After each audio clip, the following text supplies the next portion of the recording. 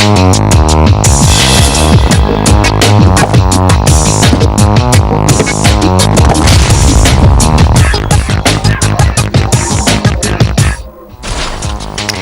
Money अपने हर दर्शक की फाइनेंशियल जरूरतों को समझता है और इस पर आपको सही राय देने की पूरी कोशिश करता है। योर मनी में आज हमारा फोकस होगा आपके निवेश के साथ इंश्योरेंस पर भी।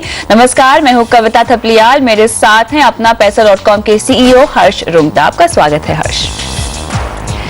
कामकाजी महिलाओं को प्रेगनेंसी के दौरान अपनी नौकरी से कुछ न कुछ समय के लिए या कभी लंबे समय के लिए छुट्टी लेनी पड़ती है और ऐसे समय में आपके खर्च सही ढंग से चलते हैं। इसके लिए जरूरी है सही फाइनेंशियल प्लानिंग। इस पर चर्चा बढ़ाने से पहले चलते हैं राशि माहेश्वरी के पास और जानते हैं प्रेग्नेंट महिलाओं के लिए खासकर वो जो सबैटिकल लेती हैं उनके लिए किस तरह की फाइनेंशियल प्लानिंग करना जरूरी होता है। राशि, ओवर टू यू। कविता, जैसे कि आपने कहा, एक औरत की जिंदगी में, एक फीमेल की जिंदगी में एक बच्चे आने की खुशी तो सबसे बड़ी होती है, लेकिन उससे भी यहाँ पर ज्यादा बढ़ जाती हैं जिम्मेदारियां। स्पेशली ऐसी औरतों के लिए, ऐसी फीमेल्स के लिए जो अपनी प्रेगनेंसी के दौरान जॉब छोड़कर सबैटिकल के लिए अप्लाई करती है और जाहिर है इसके कारण जो एक फाइनेंशियल रिस्पॉन्सिबिलिटी होती है वो यहाँ पे बढ़ जाता है। यहाँ पे जब आप सबैटिकल अप्लाई करते हैं तो फाइनेंशियल प्लानिंग की भूमिका जो होती है, जो रोल होता है, वो यहाँ पे बहुत इंपॉर्टेंट हो जाता है। इसके लिए सबसे पहले जरूरी है देखना कि आपने सबैटिकल कितने टाइम के लिए लिया हुआ है, आपके सबैटिकल कितना बड़ा है और उसी हिसाब से फिर आप अपने फाइनेंस की प्लानिंग शुरू करें। जैसे बच्चे के जन्म के बाद जो होते हैं वो कई तरीके के एक्सपेंसेस अपने आप शुरू हो जाते हैं, चाहे वो मेडिकल से जुड़े हो या फिर उनको पालने पोसने से जुड़े हो। तो जल्द से जल्द पहले अगर आप एडवांस में प्लानिंग करेंगे तो यहाँ पर फाइनेंशियल क्रंच से बचेंगी। सबसे पहले यहाँ पे जरूरी है एक प्रॉपर मेडिकल इंश्योरेंस पॉलिसी होना। अगर आपके पास पहले से कोई हेल्थ पॉलिसी है तो उसको प्लीज रिव्यू करें और देखें कि ऐसी पॉलिसी है जहां पर आपके pregnancy, pre pregnancy, post pregnancy से जुड़े जो कॉस्ट होते हैं वो यहाँ पर कवर हो। इसके अलावा आप एक फैमिली फ्लोटर पॉलिसी भी यहाँ पे कंसर्न कर सकते हैं जो आपके बच्चे के जन्म होते ही डे 1 से उस बच्चे को कवर करे। तो इसके जरिए आपके पास एक पूरी फैमिली के लिए, पूरे परिवार के लिए यहाँ पे एक फैमिली फ्लोटर पॉलिसी भी हो जाएगी। यहाँ पर ग्रुप हेल्थ पॉलिसी जो मिलती है, जो आपको आपकी कंपनी की तरफ से मिलती है, प्लीज उस पर कंप्लीटली डिपेंडेंट नहीं रहे और एक ऐसी पॉलिसी ले जो प्रेगनेंसी कॉस्ट को भी कवर करती हो। अब सबैटिकल को ध्यान में रखकर एक अलग कॉर्पस बनाने में भी यहाँ पर समझदारी है, जिसे आप इसी पीरियड में, इसी दौरान किए गए खर्चों पर इस्तेमाल करें। यानी एक तरीके का प्रेग्नेंट या पेरेंटिंग फंड कह सकते हैं, जिसे बनाने के लिए आप अपने हस्बैंड की यहाँ पे फाइनेंशियल हेल्प ले सकती हैं। इसके अलावा किसी भी तरीके का एक्स्ट्रा इनकम है आपके पास, बोनस है, इनफैक्ट शादी से मिला हुआ अगर कैश आपके पास सेव है तो आप इसको भी इंक्लूड कर सकते हैं। जाहिर है ये जो फंड है वो एक टेम्पररी तरीके का फंड है जिसको आप सिर्फ अपने सबैटिकल के टाइम यूज करेंगे। इसलिए यहाँ पर इक्विटी फंड, किसी भी तरीके के mutual fund, equity mutual fund लेने से यहाँ पर बचे। इनफैक्ट इसके बजाय आप हाइब्रिड फंड, डेट फंड में पैसे लगाएं, क्योंकि यहाँ पर एक छोटी अवधि के लिए आप यहाँ पे अच्छा खासा रिटर्न की उम्मीद कर सकते हैं। यह ध्यान रखने की जरूरत है कि जितनी जल्दी फाइनेंशियल प्लानिंग शुरू करेंगे, अपने सबैटिकल पीरियड को देखिए, चाहे वो 1 साल का हो, 2 साल का हो, किसी भी तरीके का आपको फाइनेंशियल क्रंच नहीं हो, उस हिसाब से यहाँ पर अपने सबैटिकल के लिए खासकर फाइनेंशियल प्लानिंग करें। ओवर टू कविता। शुक्रिया तमाम डिटेल्स के लिए राशि। अब इसी चर्चा को आगे बढ़ाते हैं और बात करते हैं हमारे मेहमान से। हर्ष, यहाँ पे प्रेगनेंसी के लिए ली गई सबैटिकल बहुत बड़ा इशू है। हमें से कई कामकाजी महिलाएं ऐसी हैं जो काफी लंबे समय तक सबैटिकल ले लेती हैं और ऐसे में ऑब्वियसली एक इनकम जो होती है, जो आप कंट्रीब्यूट करते हैं घर की तरफ, वो बंद हो जाती है। राशि ने हमें कई सारे तरीके बताए हैं कि आप कैसे प्लानिंग कर सकते हैं, लेकिन आपसे विस्तार में समझना चाहूंगी मैं कि किन किन स्टेजेस में आपको क्या क्या प्लानिंग करनी चाहिए, शुरुआत किससे करें? तो सबसे पहले तो ये जो एक रेवोल्यूशन आया है कि लोग इतने कॉन्शियस हो गए हैं कि ये जो इश्यूज पहले आती भी नहीं थी, आज ये इश्यूज आ रही हैं और आज कई जो हैं महिलाएं इस फाइनेंशियली इतनी कॉन्शियस हो गई हैं कि ऐसी इश्यूज के बारे में सोच रहे हैं। तो आई थिंक ये एक ट्रिब्यूट है आपके प्रोग्राम को कि ऐसी चीजें आप उठा रही हैं। अब रहा सवाल पेरेंटिंग, हम लोग सब जानते हैं कि पेरेंटिंग कोई बहुत इजी टास्क नहीं होता। एब्सोल्युटली। अब उसमें से एक हिस्सा, उसका छोटा हिस्सा ये भी होता है कि पेरेंटिंग आपके कॉस्ट्स को बढ़ा देता है। तो उस कॉस्ट्स को अगर आप टेक केयर कर सकें प्लानिंग के जरिए तो पेरेंटिंग जो वैसे भी डिफिकल्ट जॉब है, कम से कम एक हिस्सा तो उसका टेक केयर हो जाएगा, इसलिए ये जरूरी है। जितना जल्दी आप शुरू करेंगे उतना अच्छा है। इनफैक्ट कई लोग शादी के समय से ही शुरू कर देते हैं। अगर आप शादी के समय से शुरू कर देंगे तो लिटरली आप प्लान करते हैं। प्रेगनेंसीज तो नॉर्मली आजकल प्लान्ड ही होती है। तो उसमें दो चीजें होती है, एक तो जो रिस्क है और एक जो खर्चे। तीन चीजें होंगी आपकी। प्रेगनेंसी की रिस्क कॉस्ट्स होंगे, फिर आपके खर्चे बढ़ जाएंगे। जब एक नया मेहमान आपके परिवार में आएगा तो खर्चे बढ़ जाते हैं। बिल्कुल। इनकम आपकी बंद हो जाएगी, स्पेशली क्योंकि कामकाजी महिला ब्रेक ले लेती हैं। जॉब वापस से मिल जाएगा, वही मिल जाएगा, दूसरा मिल जाएगा, एक बार ब्रेक ले लेती अच्छी पेरेंटिंग के लिए कि बच्चे को शुरुआत में साल या 2 साल उसको ज्यादा निरीक्षण की जरूरत होती है। तो ये तीनों चीजों को बहाल करने के लिए एक फंड बनाना, कॉर्पस बनाना जरूरी है। उसको अगर आप प्लान करेंगे 3 साल 4 साल पहले से प्लान करें तो दो चीजें होती है। रिस्क जो है, जैसे अभी राशि ने बताया इंश्योरेंस, हेल्थ इंश्योरेंस के बारे में। सबसे बड़ा सवाल है प्रेगनेंसी कवर मिलेगा क्या? ये बहुत सवाल आता है। लेकिन लोग ये भूल जाते हैं कि प्रेगनेंसी कवर भी मिलेगा तो उसमें 25,000 या 50,000 का मैक्सिमम अमाउंट होता है। 25,000 फॉर रेगुलर प्रेगनेंसी, 50,000 फॉर वो जो ऑपरेशन करके डिलीवरी होती है उसका। तो दैट इज नाइदर, ये उसका प्रीमियम भी ज्यादा होता है। मेन इंपॉर्टेंट चीज ये कि खुदा न खास्ता अगर आपके बच्चे को कोई बीमारी हो, जब जन्मते ही होती है प्रेगनेंसी, मतलब जन्म के बाद, वो कवर होना चाहिए। वो बहुत कम पॉलिसीज में होता है, बहुत कम लोग उसके बारे में ध्यान देते हैं, और वो हमेशा वेटिंग पीरियड के बाद होता है। इवन प्रेगनेंसी का कॉस्ट, अनलेस आपका एम्प्लॉयर का ग्रुप पॉलिसी में वो कवर्ड है, आप खुद लेते हैं तो नॉर्मली वेटिंग पीरियड के बाद होगा। 3 साल का या 4 साल का वेटिंग पीरियड होता है। तो उसके पहले से अगर आप प्लान कर रही हैं, फैमिली फ्लोटर में होता है। इनफैक्ट एक मैक्स बुपा की पॉलिसी है जिसमें कुछ नहीं करना पड़ता, बच्चा इज कवर्ड फ्रॉम डे 1। अच्छा। तो उसकी कोई बीमारी हो जाती है, फैमिली फ्लोटर लेना पड़ेगा आपको। दोनों हस्बैंड वाइफ कवर्ड होंगे तो child is covered from day 1। तो वो, लेकिन प्लान आपको करना होगा, 4थे साल में वो कवर होगा। 4 साल पहले से अगर पहले आपको प्लानिंग करनी होगी। प्रीमियम कितना भारी पड़ेगा? आपने कहा कि ये महंगे प्रीमियम पर मिलती हैं पॉलिसीज, तो थोड़ा महंगा होता है प्रीमियम, लेकिन ये जो रिस्क कवर मिलता है चाइल्ड का from day 1, not the pregnancy cost. 25,000 50,000 की प्लानिंग आप कर सकते हैं। चाइल्ड का जो रिस्क कवर मिलता है वो बहुत बड़ी चीज है, उस पर लोग ध्यान नहीं देते। तो और भी पॉलिसीज हैं, लेकिन उनमें एडिशनल प्रीमियम उस समय देना पड़ता है। कई बार इंश्योरेंस कंपनी को राइट होता है कि वो एक्सेप्ट करें या ना करें। मोमेंट राइट है अगर इंश्योरेंस कंपनी को, तो अगर चाइल्ड को कोई प्रॉब्लम है तो वो शायद ना कवर करें। इसलिए यहाँ पे ये जो टर्म है उनका कि फ्रॉम डे 1, जन्मते ही कवर्ड है टिल द नेक्स्ट प्रीमियम। उसके बाद उसका प्रीमियम लगना शुरू हो जाएगा, but coverage is guaranteed minimum 4थे साल, 3 साल पुराना। So that is good.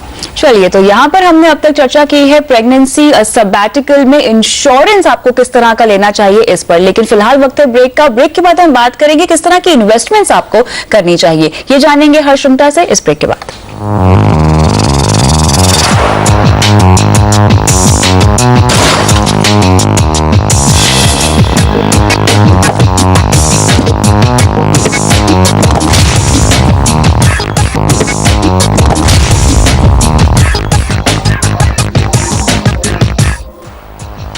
Welcome back. Your money में हम बात कर रहे हैं प्रेगनेंसी सबैटिकल की, यानी प्रेगनेंसी पर जो ब्रेक लेती हैं महिलाएं, उस दौरान किस तरह की फाइनेंशियल प्लानिंग आपको करनी चाहिए, ये हम जान रहे हैं हर्ष रुंगटा से। हर्ष, ब्रेक पे जाने से पहले हमने इंश्योरेंस की बात कर ली। आपने कहा कि 3-4 साल पहले आपको जो है इंश्योरेंस पॉलिसीज या प्लान लेने होंगे, उस तरह की प्लानिंग करनी होगी। लेकिन अब आते हैं इन्वेस्टमेंट्स पर। बिकॉज वाइफ ब्रेक ले लेती है तो जैसे कि हमने चर्चा की पहले, एक हाउस होल्ड इनकम जो है वो कम हो जाती है। किस तरह की फाइनेंशियल प्लानिंग की जाए ताकि अपने पति को आप काम नहीं करते हुए भी सपोर्ट कर सके? तो बेसिकली एक ऐसा कॉर्पस तैयार हो, पहले तो कितने दिन का सबैटिकल है उसके हिसाब से कॉर्पस बनाना होगा। इनकम कितनी कम हो जाएगी, एक्सपेंस कितने बढ़ जाएंगे, वो कॉर्पस बना लिया आपने। जैसे जैसे जैसे राशि ने कहा, शादी के गिफ्ट्स हैं और कोई गिफ्ट्स है, बोनसेस हैं, तो उसका एक कॉर्पस बना लिया। चूंकि बहुत लंबा समय का इन्वेस्टमेंट नहीं होगा, तो ऑब्वियसली उसे आप बहुत ज्यादा रिस्की जगह पे नहीं लगा सकते। टिपिकली अगर 1 या 2 साल का है तो कंप्लीटली डेट फंड्स में लगाना होगा। उससे थोड़ा ज्यादा अगर है तो आप हाइब्रिड फंड्स में, जिसे मार्केट की भाषा में MIPs कहते हैं, डेट ओरिएंटेड म्यूचुअल फंड्स, उसमें आप लगा सकती हैं। तो उसमें लगाइए और फिर उस समय उसको निकाल लें। मतलब उसको स्पेसिफिकली अलोकेट करना जरूरी है, ताकि उस समय आपके वो काम आए। और टाइम पीरियड भी यहाँ पे इम्पोर्टेंट होगा कि आपको कब इसको एलोकेट करना है और कब निकालना है। बिल्कुल बिल्कुल। तो अगर समय कम बचा है तो उसको प्योर डेट फंड में लगाएं, और वो भी शॉर्ट टर्म में लगाएं, लॉन्ग टर्म में ना लगाएं। और ज्यादा समय है तो आप दोनों रिस्क ले सकते हैं। चलिए, तो यहाँ पे सोच समझ के आप अपने प्रेगनेंसी सबैटिकल की प्लानिंग कर सकती हैं, और प्रेगनेंसी के ब्रेक के दौरान भी आप रह सकती हैं फाइनेंशियली इंडिपेंडेंट। अब शुरुआत करते हैं सवाल जवाब के सिलसिले के साथ। हमारे पहले दर्शक हमारे साथ फोन लाइन पे जुड़ रहे हैं जम्मू से, अशोक कुमार। नमस्कार अशोक जी, सवाल पूछिए। हाँ नमस्कार जी, मैं ये पूछना था कि जैसे टर्म इंश्योरेंस के बारे में मुझे पूछना था। उसमें मैंने स्टडी किया और ये देखा कि पैरामिलिट्री फोर्सेस में जो लोग हैं उनको ये लागू नहीं होता। जी जी। तो ठीक है, हम पैरामिलिट्री में नहीं हैं, लेकिन उनके साथ भी काम करते हैं, सिविलियन एम्प्लॉय भी होते हैं। तो ये मैंने पूछना था कि हमारे लिए क्या ये लागू रहेगा? उसमें कौन कौन से रिस्क हमें कवर मिलेगा या नहीं मिलेगा? क्योंकि हम जैसे श्रीनगर जैसे मिलिटेंसी जोन एरिया में हमारी पोस्टिंग होती है, उसमें बहुत सारे रिस्क रहते हैं। तो क्या हमारे ऊपर ये टर्म इंश्योरेंस हम ले सकते हैं कि नहीं ले सकते हैं? बिल्कुल। हर्ष, जैसे कि आपने अशोक का भी सवाल सुना, ये डायरेक्टली पैरामिलिट्री फोर्स रिलेटेड नहीं है, लेकिन काम करते हैं उनके साथ। तो यहाँ पे किस तरह की टर्म प्लान से उनको अपने आप को कवर करना चाहिए? दो चीजें हैं कविता। मैं अशोक जी से भी कहना चाहूंगा कि ये जो आपने पढ़ा है कि पैरामिलिट्री फोर्सेस कवर्ड नहीं है, ये सब दूसरे इंश्योरेंस के बारे में होगा। लाइफ इंश्योरेंस में एक ही एक्सक्लूजन होता है, पहले साल में अगर सुसाइड के द्वारा मौत होती है तो कवर्ड नहीं होता, वरना कवर्ड होता है। ये बोलने के बाद ये भी जरूरी है कि जब आप लेते हैं लाइफ इंश्योरेंस पॉलिसी, उस समय अपना ऑक्यूपेशन कंप्लीटली डिस्क्लोज करिए। इनफैक्ट आप ऑनलाइन लेंगे तो कई जगह तो आपको इसके बारे में पूछते भी नहीं, आर्म्ड फोर्सेस में हैं कि नहीं, दूसरी जगह में पूछते हैं। कंप्लीटली डिस्क्लोज करिए। हो सकता है कि वो आपको और डिटेल्स पूछें ये जानने के बाद कि आप आर्म्ड फोर्सेस में हैं। और पॉलिसी देते समय हो सकता है कि वो रेटिंग आपकी जो प्रीमियम है वो बढ़ा दें, बट रिस्ट्रिक्शन नहीं होता। और एक चीज मैं आपसे कहना चाहूंगा अशोक जी की अगर आप आर्मी में हैं तो आर्मी का ग्रुप इंश्योरेंस होता है, उसको चेक कर लें। काफी अच्छी अमाउंट का वो ग्रुप इंश्योरेंस होता है, उसको चेक करने के बाद ही आप डिसाइड करें बाहर से लाइफ इंश्योरेंस लेना है कि नहीं लेना है। चलिए, तो आर्मी ग्रुप इंश्योरेंस आपको जो है अपना चेक करना होगा अशोक जी, और उसके बाद ही आप निर्णय लें कि आपको टर्म प्लान या और कोई टर्म कवर लेना है या नहीं। उम्मीद करते हैं कि आपको अपने सवाल का जवाब मिल गया होगा। बढ़ते हैं अगले सवाल की ओर। यहाँ पे जयमिन मोदी का ईमेल आया है। इनकी उम्र 28 साल है, ये प्राइवेट कंपनी में काम करते हैं, हर महीना 30,000 रुपए कमाते हैं। इन्होंने टर्म प्लान लिया हुआ है HDFC क्लिक टू प्रोटेक्ट का, और इसका कवर है 51 लाख रुपए। इसके अलावा इनके पास LIC की जीवन सलर पॉलिसी है और जीवन आनंद पॉलिसी भी है, और इसके अलावा ये PPF में डालते हैं 30,000 रुपए हर साल, और साथ ही इन्होंने टैक्स टू पेड FD भी यहाँ पर करा रखी है, जो कि लगभग 70,000 के आसपास की है। हर्ष, उनका गोल बहुत इंटरेस्टिंग है, ये 2 साल में 10 लाख रुपए इकट्ठा करना चाहते हैं। तो मेरे ख्याल से इन्होंने अपने लिए सिर्फ इंश्योरेंस पोर्टफोलियो बना के रखा है, और जैसे कि हम हर वक्त डिस्कस करते हैं, इंश्योरेंस में इन्वेस्टमेंट ही की हुई है, और इनको लगता है कि इससे इनको अच्छी खासी कमाई हो जाएगी, अच्छा खासा रिटर्न ये कमा लेंगे। नहीं, एक तो उन्होंने HDFC क्लिक टू प्रोटेक्ट ले रखा था, वो तो बहुत अच्छा काम किया है, बट अनफॉर्चुनेटली उसके साथ इन्होंने ये जीवन सरल और जीवन आनंद भी लिया है। तो वो ऑब्वियसली अब कितना पुराना है वो देखने के बाद डिसाइड करना होगा कि कंटिन्यू करें कि नहीं। कम से कम फ्यूचर में तो मत लें। नहीं लेना चाहिए। I think that is one thing very very clear, क्योंकि उसमें रिटर्न जो है कम मिलता है।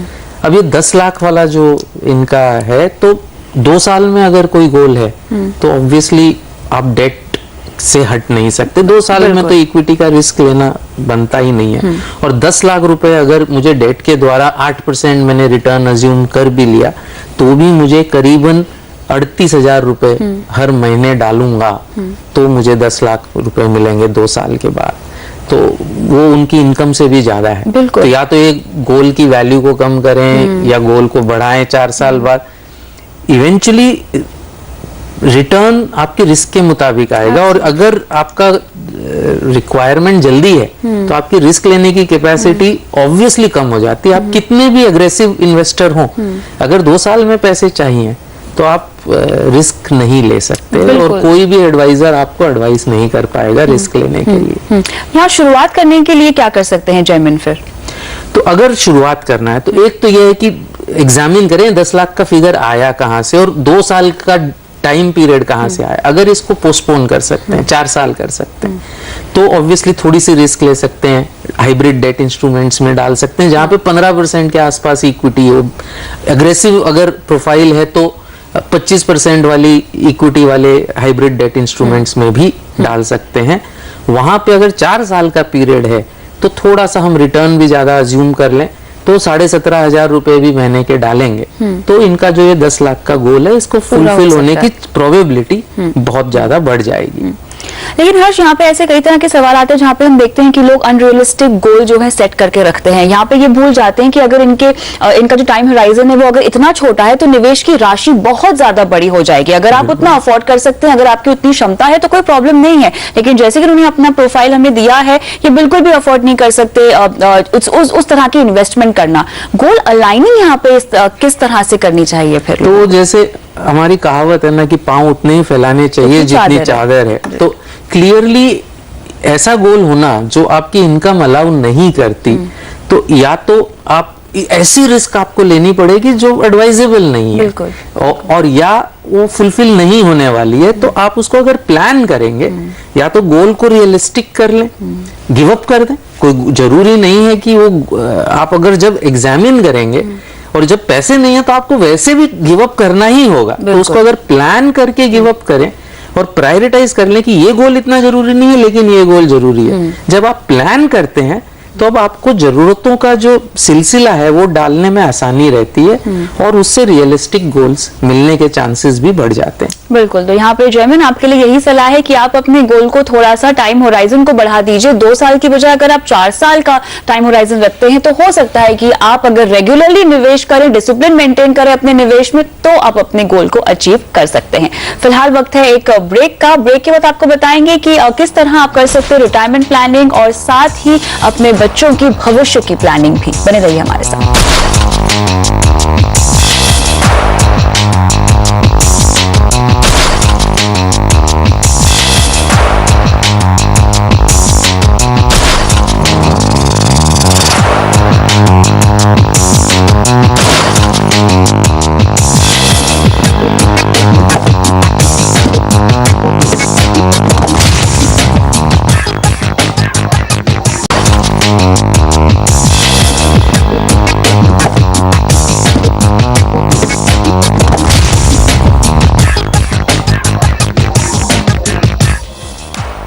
Welcome back. योर मनी में हम दे रहे हैं आपको आपके निवेश पर सही राय और मेरे साथ बने हुए हैं हर्ष रुंगटा। लेते हैं अगले दर्शक का सवाल। यहाँ नई दिल्ली से कुलदीप है फोन लाइन पे।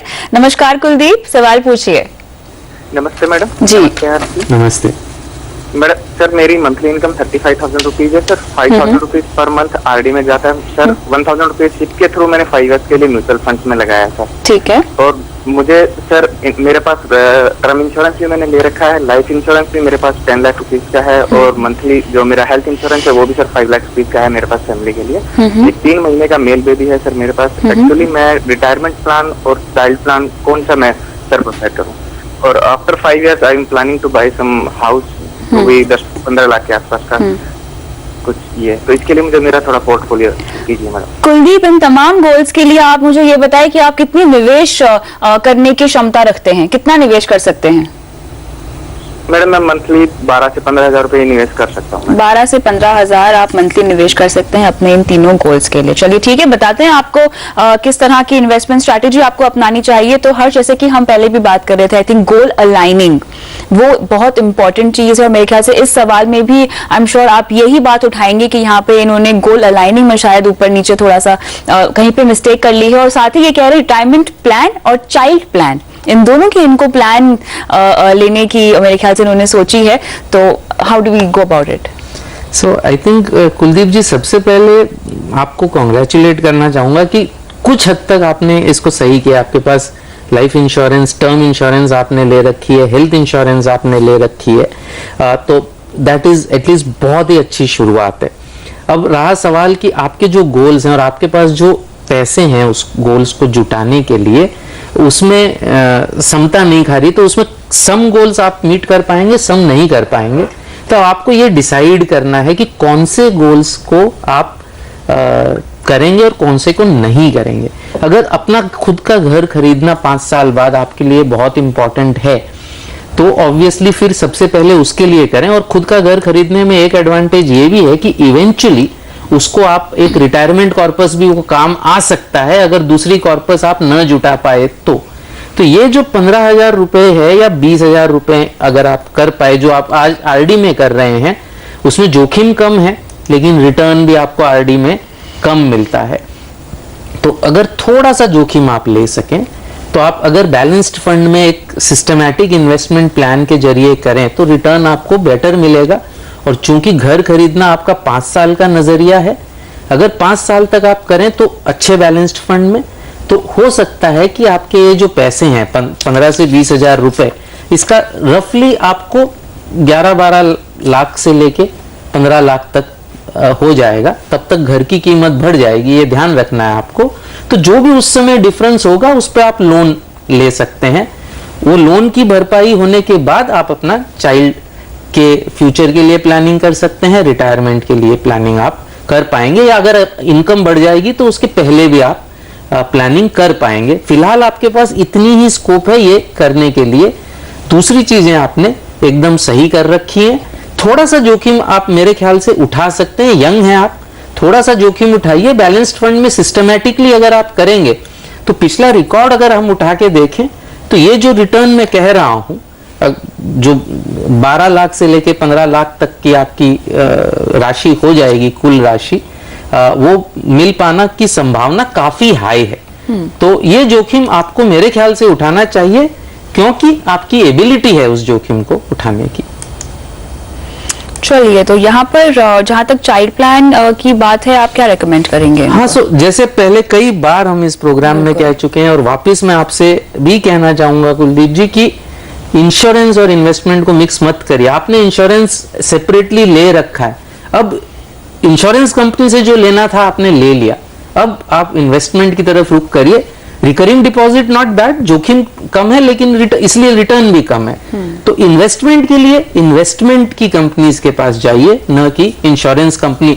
सो जस्ट बिकॉज कोई वर्ड में चाइल्ड प्लान है, रिटायरमेंट प्लान है, वो प्लान आपके रिटायरमेंट या चाइल्ड के लिए अच्छा हो, ऐसा नहीं है। इनफैक्ट बहुतायत ऐसे प्लान्स अच्छे नहीं होते, quite contrary to their name. जी, चलिए, यहाँ पे तमाम फंड जिनमें आपको निवेश करना है उसके नाम भी हर्ष ने बता दिए हैं, जो आपकी स्क्रीन पे फ्लैश हो रहे हैं। जल्दी से जल्दी अपना निवेश शुरू कीजिए और डिसिप्लिन मेंटेन कीजिए, यही आपको एडवाइस दी जा रही है योर मनी से। आज बहुत बहुत शुक्रिया हर्ष, आज शो पर आने के लिए। धन्यवाद। और योर मनी में इतना ही, लेकिन आप बने रहिए CNBC आवाज के साथ। नमस्कार।